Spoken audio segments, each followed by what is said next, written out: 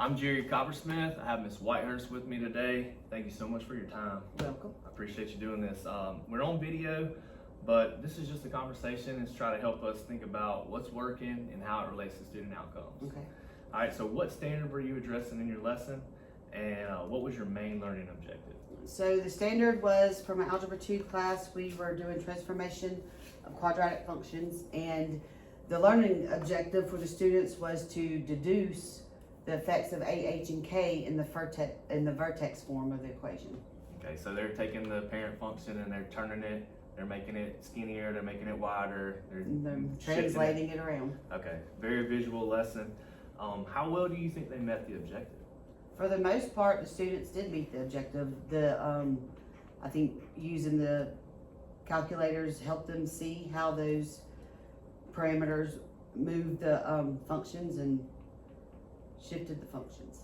Yeah, I mean, you had a great lesson. I mean, you could tell it was well thought out, it was well planned.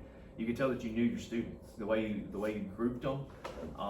That was your differentiation right there. Right. You had your advanced group that you knew was going to finish early, and they moved them to an enrichment activity. Right. You knew to spend more time with the ones that had been struggling, and you were there, to provide feedback and circulate in the room. I mean, you did awesome. You did everything that you were supposed to do as far as, the kids were engaged because of it, because you planned it out so well. Were there any students or any groups about any particular skill or anything that you feel like you still need to address? So my lower level of students still kind of struggled with the horizontal shifts because how the signs change and it's automatically embedded in their brains by the time they're juniors that right is positive and up is positive, but it's the opposite sign of H. So those kids kind of struggled and still missed changing that sign. Yeah, so they For just the need most part, to see that it more. comes with practice. We'll kind of break that.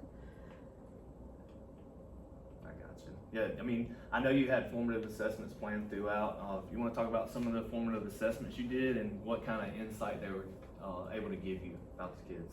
So for the most part, formative assessments were by me asking questions and the students answering questions. And so it was a discovery task where they were building off of the previous questions. So it also allowed them to do a lot of peer coaching because they not only did they build, but the two lessons were opposite in the pairs. So whatever happened, if this child's parabola went down 3, that child's parabola went up 3. So it was able to create peer coaching, and my advanced kids did a lot of peer coaching because they just kind of ran with it. My lower students, I had to give them an additional kind of color-coded thing to help them keep up with A, H, and K to see how those parameters work, but for the most part, it worked pretty well. Yeah, I noticed you had it was an answer key part before you would let them move on. That was a nice touch. Yeah. As far as formative assessment, did you do anything that we needed data to be able to see? So at the end of the lesson, I did a little 6-question and exit slip on formative, so we could pull that data, and that data shows that for the most part, most all the kids mastered the effects of A, H, and K. A few of my lower level kids did mess up that horizontal shift, but like I said, that will something with practice will. So you had already looked at that Fix that. whenever we said how they had met the objective. It's Right. It's crazy. It pulls out every question, and so you know which kids missed which question. And Yep. That's awesome. Yeah. It'll analyze it by student, by question. You can actually group them in the groups that had to see how the groups did in general. Nice. It was no trends or patterns, just a couple of those students. Yep, just a few of those students. Your calculators, that was your technology. Mm-hmm. Any reason you didn't go with Desmos or anything else? I chose, and I try to always implement a TI-84 calculator because with our students, especially our juniors, coming up to their ACT, they need to be efficient with the TI-84. So Desmos is a great tool. I love it. I love it being on a big screen, but when it comes to the ACT, they need to be able to implement that calculator as efficiently as possible. So that's why I chose to use, and pretty much in all my lessons, choose the TI-84. I agree. They need to be able to use, like you said, use it efficiently, Right. because it's a time test and know how to get there. Based on what you saw, is there anything that if you were able to do the lesson again, was there anything that you would change? I would, on the discovery task, so the TI-84 changes each time you add a second or third and fourth graph, it's in a different color, so I would actually, on the discovery task, change the questions to match the colors in the TI-84 to help the students keep up with which graph was represented by which equation. So when they actually do multiple functions, the TI-84 will graph it in a different color, Yes, and you wanted that color to I match want your that. worksheet, Yep. so they can make it easier for them to visualize. yes, so I had to go tell them, well, right, that's blue, that's red, that's whatever. But on my next one, I'll actually just print the equation in that color, That'll be a help good them touch. keep up. You remember when, from our pre-observation meeting, I asked you to think about how this lesson could improve ACT results, okay?